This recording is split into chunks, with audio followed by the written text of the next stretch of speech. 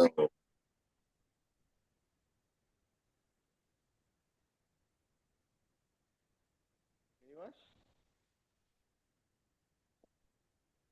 Yeah, recording on Shutta. Srinivas ji. Hmm. Namaskar, Srinivas ji. Namaskar. I'm actually having a throat infection, so I told Oh. Dattatreya ji, so hopefully he'll be joining soon. Oh.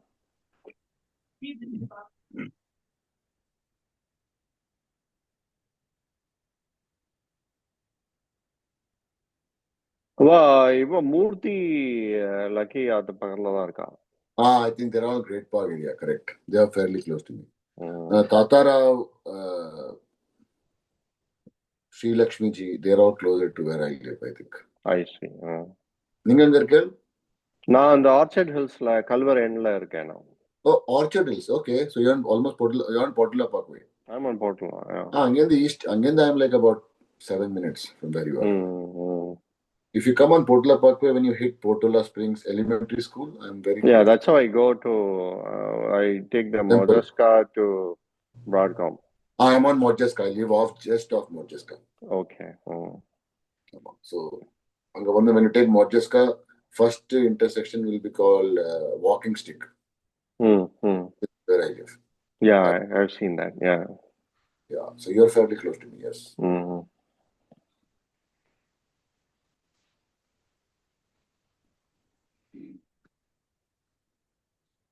Srinivaji Dattaji joining, he said, or no? He said he'll be joining, but Srinivaji has a throat infection, so just facilitating the meeting.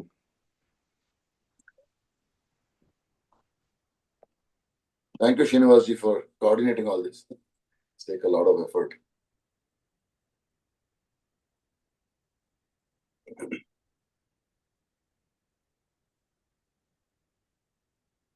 Okay, yeah. Namaskaram. Namaskaram. இன்னைக்கு ஹரி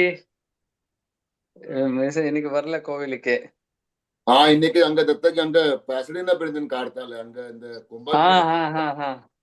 அப்ப அதுக்கு கார்த்தாலே அந்த கோவில்லையா program கும்பாபிஷேகம் இருந்தது. அப்ப அங்க 6:30 5:30க்கு அங்க போயிட்டு கார்த்தால டிஹெச் அங்க 5:30க்கு. எவ்வளவு மணி ஆயிடுச்சுங்க? அங்க போயிட்டு வரத 3 மணி ஆயிடுச்சு. நல்ல கிரௌடா இருந்ததா? நல்ல கிரௌடு கேனன் டொரண்டோல இருந்து அவள் 2 வந்திருந்தா பிரீஸ்ட். என்ன பண்றீங்க கோவில்? ஓகே. சரி. யாரு இவர் இந்த ஈஸ்வரா? யார் அந்த கோவில் பிரீஸ்ட்? ஐங்கரன் சிவம் ஐயர். சிவம். ஆமா. அது என்ன அப்பதான் ரீசெண்டா போயிட்டு வந்தேனே. இப்ப என்ன கும்பாபிஷேகம் பண்ணாளா அதுக்கு? ஆமா, அது அவ டெம்பிள் பெரிஷாக்கினா. ஓகே. ஓகே, ஸ்டார்ட் பண்ணலாமா? ஓகே. இன்னைக்கு ஸ்ரீனிவாசி கொஞ்சம் இது சோர் த்ரோட் இதாயிருக்குன்னு சொன்னார். ஆமா. ஓம் ஸ்ரீ குருப்யோ நமஹ. ஹரிஹி ஓம். ஓம் ஸ்ரீ குருப்யோ நமஹ. ஹரிஹி ஓம். ஓம் கணானாம் த்வா கணபதிகும் ஹவாமஹே. ஓம் கணானாம் த்வா கணபதிகும் ஹவாமஹே. ஓம் கணானாம் த்வா கணபதிகும் ஹவாமஹே. ஓம் கணானாம் த்வா கணபதிகும் ஹவாமஹே. கவிங் கவீனாமுபமஸ்ரவஸ்தமம். கவிம் கவீனாமுபமஸ்ரவஸ்தமம். கவிம் கவீனாமுபமஸ்ரவஸ்தமம். கவிம் கவீனாமுபமஸ்ரவஸ்தமம். முகந்தஞ்சி ಒಂದ್ಸಲ ಹೇಳಿ. కవిన్ కవీనాముపమశ్రవస్తమం. ఓకే. జ్యేష్ఠరాజం బ్రహ్మణాం జ్యేష్ఠరాజం బ్రహ్మణాం జ్యేష్ఠరాజం బ్రహ్మణాం జ్యేష్ఠరాజం బ్రహ్మణాం బ్రహ్మణస్పత ఆనశృణ్వన్న బ్రహ్మణస్పదానశృణ్వన్న బ్రహ్మణస్పద ఆనశృణ్వన్న బ్రహ్మణస్పద ఆనశృణ్వన్న ఓతిభిः సీదసాదనం ఓతిభిः సీదసాదనం ఓతిభిः సీదసాదనం ఓతిభిः సీదసాదనం. మహాగణపతయే నమః. ఓం మహాగణపతయే నమః. ఓం ప్రణో దేవి సరస్వతి. ఓం ప్రణో దేవి సరస్వతి. அங்க PDF இருக்கல்வா? You have PDF, right? அதை பார்த்துட்டு சொல்லுங்க. You can just read. ஓம் பிரணோ தேவி சரஸ்வதி. ஓம் பிரணோ தேவி சரஸ்வதி. ஓம் பிரணோ தேவி சரஸ்வதி. ஓம் பிரணோ தேவி சரஸ்வதி. धीनाम वाजेभिर्वाजिनीवति. वाजेभिर्वाजिनीवति. वाजेभिर्वाजिनीवति. वाजेभिर्वाजिनीवति. धीनामवित्र्यवत् धीनामवित्रयवतु. धीनामवित्रयवतु. धीनामवित्रयवतु. महासरस्वत्यै नमः. ओम महासरस्वत्यै नमः. महासरस्वत्यै नमः. Today I will send this just with video clip audio. Okay, yeah. So next Ganapati Atharva Shirsha you can continue. Om Bhadram Karnebhihi. Om Bhadram कर्णेभिः ओम भद्रं कर्णेभिः. Om ओम Bhadram भद्रं कर्णेभिः.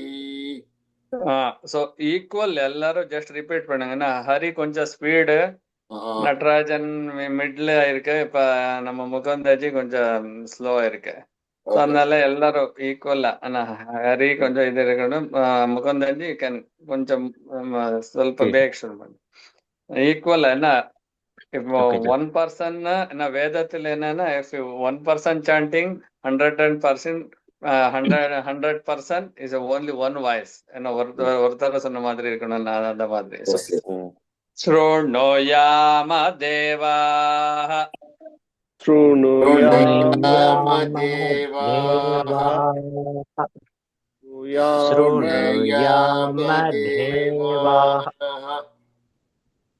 शृणुयाम देवाः.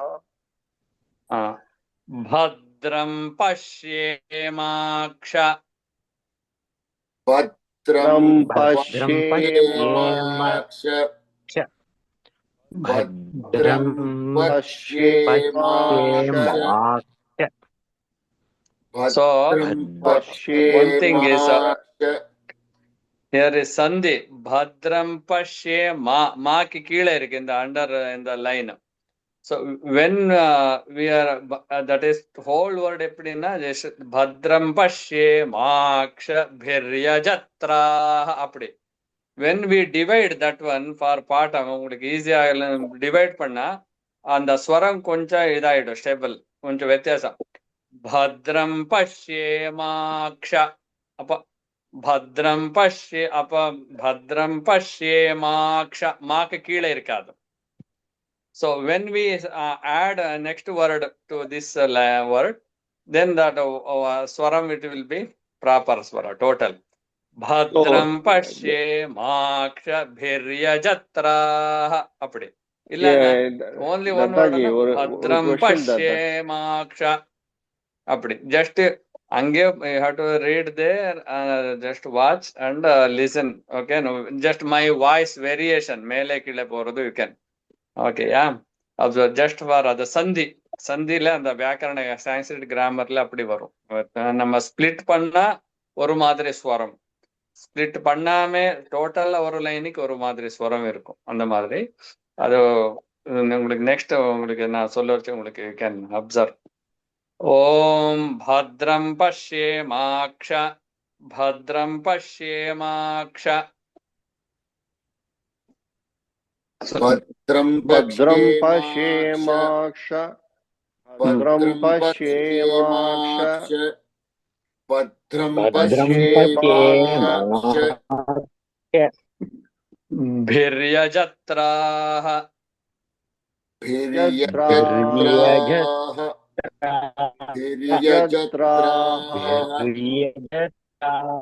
భిర్యజత్రాః,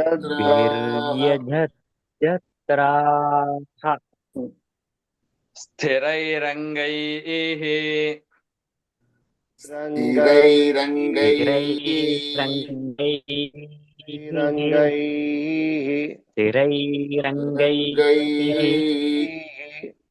స్థిరైరంగైః,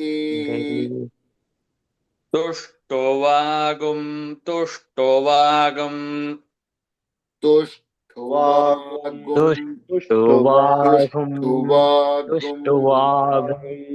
తుష్టువాగుం, సస్తనోభిః, సస్తనోభిః, సస్తనోభిః, సస్తనోభిః, సస్తనోభిః, వ్యశేమ దేవహితం,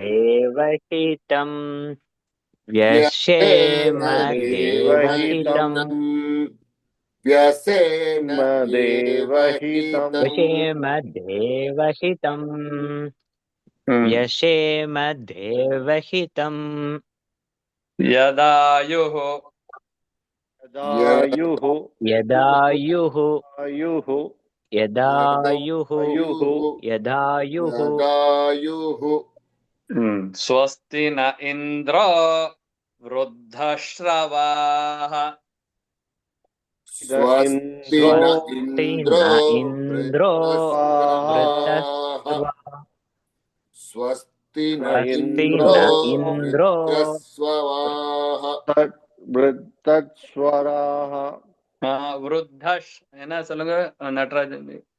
స్రవాః, స్వస్తి న ఇంద్రో சொல்லுங்க சொல்லுங்க కంటిన్యూ. వృద్ధశ్రవాః,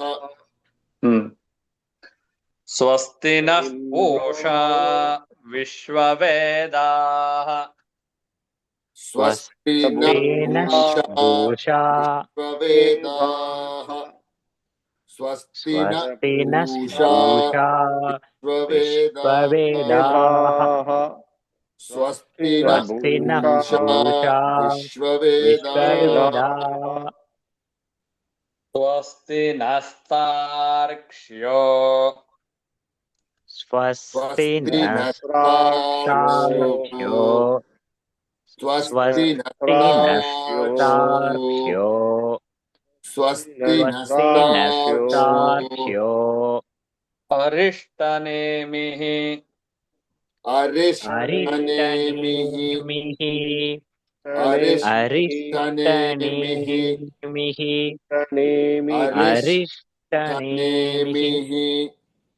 நீங்க சொல்லுறது எப்படின்னா ஜஸ்ட் ஜஸ்ட் நார்மலி சும்மா இப்படி அரிஷ்டநேமிஹி இல்லைன்னா யுவர் ஹெட் வில் பி கொஞ்சம் மேலே கீழே ஆடணும். So then you can just அந்த ಸ್ವರತಿಗೆ ಸ್ವಸ್ತಿ ನಾಸ್ತಾರ್ಕ್ಷ್ಯೋ ಅರಿಷ್ಟನೇಮಿಹಿ. ಸೊ அந்த வாய்ஸோட இல்லைன்னா you have to move properly. அத வேத அப்படிதான். ஸோ ஃபர்ஸ்ட் ஸ்டார்டிங் வென்ன நீங்க ப்ராக்டிஸ் ஆயிட்டுன்னா யூ கேன் இது. ஸோ நீங்களுக்கு கொஞ்சம் ப்ராக்டிஸ் ஆனா என்ன, ஸோ யூ கேன் வாட்ச் இந்த நார்த் இந்தியன் சம்மர் இதுல Tamil Nadu when go the pathashala they will like this. This is the like the swaram கீழே மேலே கீழே மேலே. This is that is the so adnala I also just saying swasti nastarksho arishthanemihi. So properly உங்களுக்கு practice ஆயிடும். So அது கொஞ்சம் you can observe பண்ணுங்க. So you can observe that one. Sorry. Om swasti nasarishtanemihi.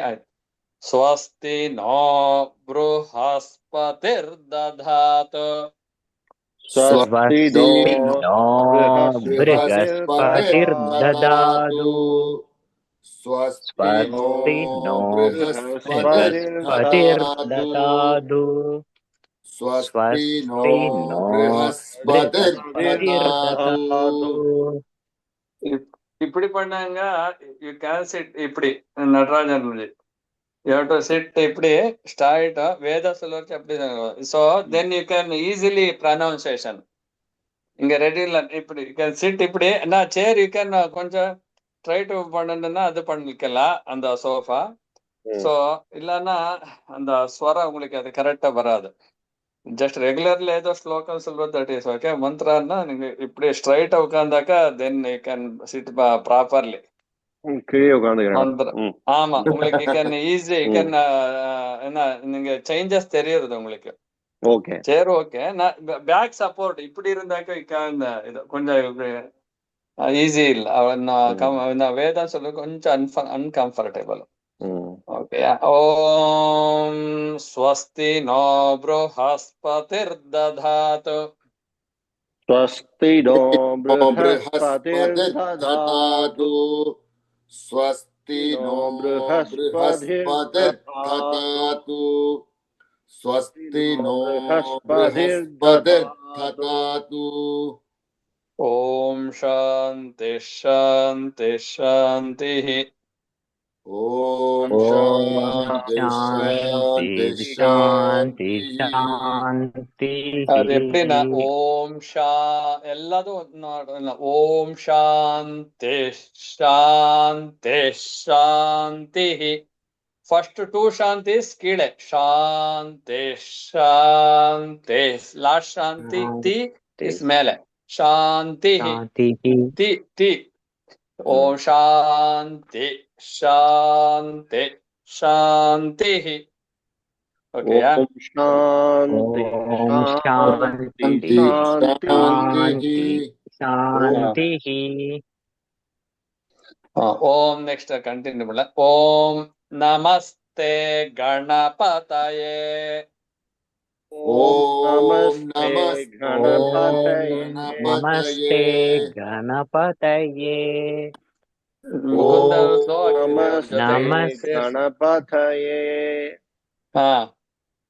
ओम नमस्ते गणपतये.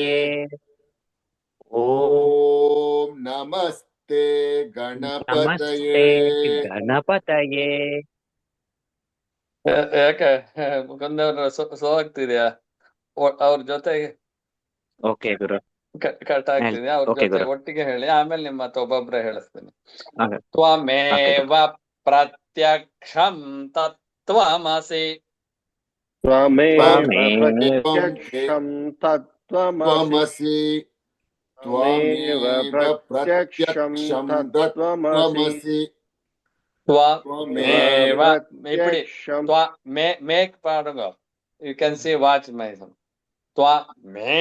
மேன்னு இப்படி பண்ணு. எதனா த்வமேவ பிரத்யக்ஷம் தத்வமசி.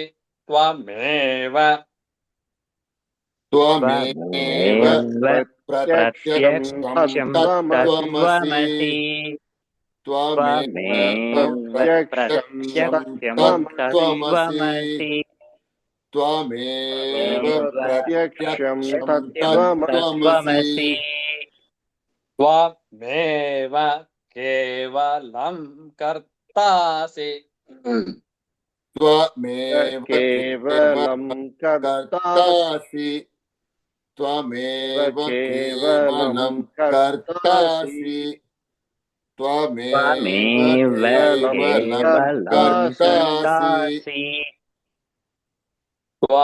त्वमेव केवलं हर्तासि त्वमेव त्वमेव केवलं केवलं हर्तासि त्वमेव त्वमेव केवलं केवलं हर्तासि त्वमेव त्वमेव केवलं केवलं हर्तासि त्वमेव केवलं धर्तासि त्वमेव केवलं केवलं हर्तासि त्वमेव त्वमेव केवलं हर्तासि हर्तासि त्वमेव केवलं हर्तासि त्वमेव सर्वं खल्विदं ब्रह्मासि त्वमेव सर्वं कल्विदं ब्रह्मासि त्वमेव सर्वं कल्विदं ब्रह्मासि त्वमेव सर्वं कल्विदं ब्रह्मासि அந்த மேல பிரம்மாசில மா வந்து கீழே இறங்கணும் இல்லையா தாஜி? ब्रह्मासि ஆமா கீழே பிரம்மா त्वमेव सर्वं खल्विदं ब्रह्मासि அதுதான் இப்படி கை இப்படி பண்ணே பாருங்க ஹாசி ஆனா கீழே ब्रह्मासि खल्विदं ब्रह्मासि அப்படி ரைட்டா இருந்தா இப்படி त्वमेव सर्वं खल्विदं ब्रह्मासि அப்படி त्वमेव सर्वं केवलं ब्रह्मासि त्वं साक्षादात्मासि नित्यम् त्वं साक्षादात्मासि नित्यम् त्वं साक्षादात्मासि नित्यम् त्वं साक्षादात्मासि नित्यम् त्वं साक्षादात्मासि नित्यम् त्वं साक्षादात्मासि नित्यम्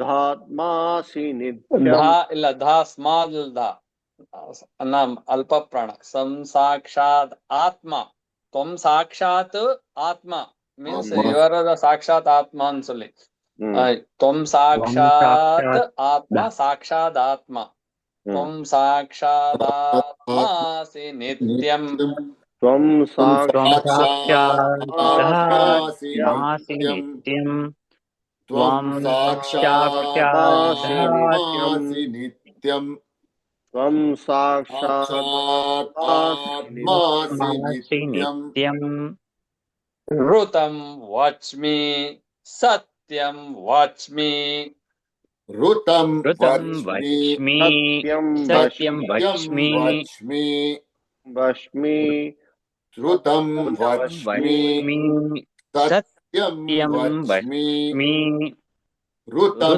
वच्मि सत्यं वच्मि ओम so just one by one சொல்லுங்க the first ஓம் நடராஜன் ஓம் நமஸ்தே கணபதயே இது எத்தனாவது இது? சாந்தி சாந்திக்கு அப்புறம் ஓம் நமஸ்தே கணபதயே ஓம் நமஸ்தே கணபதயே గా చిన్నగా గణపతయే. ఓం నమస్తే గణపతయే. Next Hari just one time. ఓం నమస్తే గణపతయే. ముకుందన్జీ. ఓం నమస్తే గణపతయే. స్మాల్.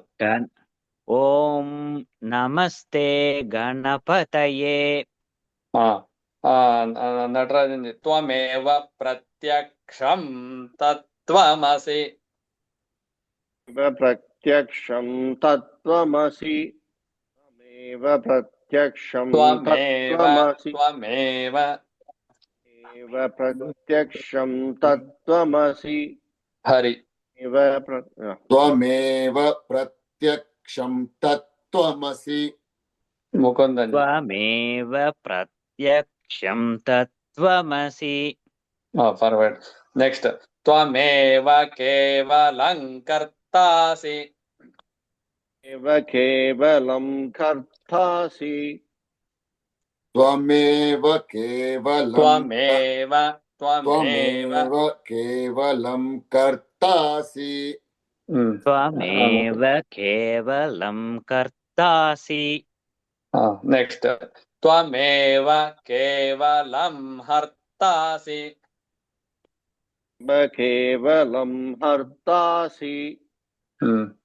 త్వమేవ కేవలం హర్తాసి. త్వమేవ కేవలం హర్తాసి. నెక్స్ట్ త్వమేవ కేవలం ధర్తాసి. కేవలం ధర్తాసి. త్వమేవ కేవలం ధర్తాసి. హరి. త్వమేవ కేవలం ధర్తాసి. త్వమేవ కేవలం ధర్తాసి. నెక్స్ట్ త్వమేవ సర్వం ఖల్విదం బ్రహ్మాసి. సర్వం కల్విదం బ్రహ్మాసి. కల్విదం బ్రహ్మాసి. త్వమేవ సర్వం కల్విదం. త్వమేవ இல்ல இங்க கீழே இல்ல இங்க எப்படின்னா த்வமேவ சர்வம் கல்விதம் பிரம்மாசி. மேல எல்லாம் த்வமேவ மேக்கு கீழே இருக்கு. இங்க த்வமேவ நோ ஏதோ ஸ்வரா. த்வமேவ சர்வம் கல்விதம் பிரம்மாசி. త్వమేవ సర్వం కల్విదం బ్రహ్మాసి. కల్విదం బ్రహ్మాసి. సర్వం కల్విదం బ్రహ్మాసి. బ్రహ్మ இல்ல కల్విదం బ్రహ్మాసి. సర్వం కల్విదం బ్రహ్మాసి. Okay next Hari. త్వమేవ సర్వం కల్విదం బ్రహ్మాసి. త్వమేవ సర్వం కల్విదం బ్రహ్మాసి. బ్రహ్మాసి. త్వం సాక్షాదాత్మాసి నిత్యం. త్వం సాక్షాదాత్మాసి నిత్యం. హరి. త్వం సాక్షాత్ ఆత్మాసి నిత్యం. త్వం సాక్షాదాత్మాసి నిత్యం. ఋతం వచ్మి సత్యం వచ్మి. వచ్మి సత్యం వచ్మి. ఋతం వచ్మి సత్యం వచ్మి. ఋతం వచ్మి సత్యం వచ్మి. ఓం శాంతి శాంతి శాంతి. హరి ఓం. ఓకేయా. హరి ఓం. நீங்க த்வமேவ கல்விதம் பிரம்மாசி. அது practice பண்ணலாம். நெக்ஸ்ட் டைம் நான் அனுப்புறேன். சோ ஜஸ்ட் அப்சர்வ் பண்ணுங்க. Okay good. எல்லாரும் கொஞ்சம் ட்ராக் வந்துட்டே இருக்கு. we are coming track. I'm getting different it. in YouTube or other way. This is the proper. Yes. Different. So once you track வந்துட்டீங்கன்னா it will be okay. సంతోషం. புரியுது. శుభరాత్రి. Thank you. శుభరాత్రి. Okay. ధన్యవాదాలు. Thank you.